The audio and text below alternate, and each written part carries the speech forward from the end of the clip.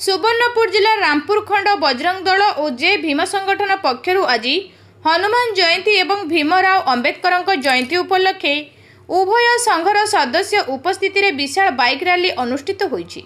रामपुर ठारे बजरंग बली एवं भीमराव अंबेडकर फटोरे पूजा अर्चना करी एक भव्य बाइक रैली रे बाहरी नाइकेनफाली, सारसमाल, पंडकिटाल, बड़कल, अंधारीबांजी, भीमटिकिरा, गजबंद,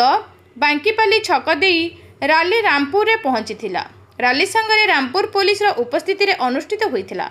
शांति श्रृंखला दृष्टि विभिन्न छकरे पुलिस फोर्स मुतयन थिबा देखिबाकू मिलिथिला। एही रैली रे बजरंग दल, भीम आर्मी, जे भीम संगठन, विश्व हिंदू परिषद, भारतीय जनता पार्टी भली संगठनर कार्यकर्ता उपस्थिति रे भव्य रैली शांति श्रृंखला रे अनुष्ठित होइथिला।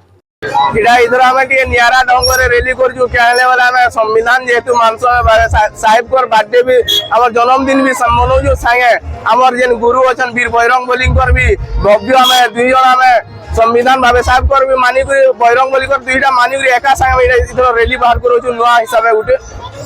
आउ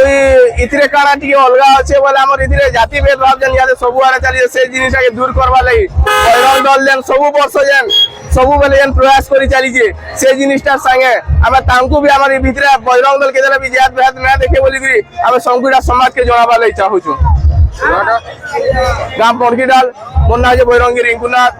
सोनपुर जिला विश्व हिंदू परिषद।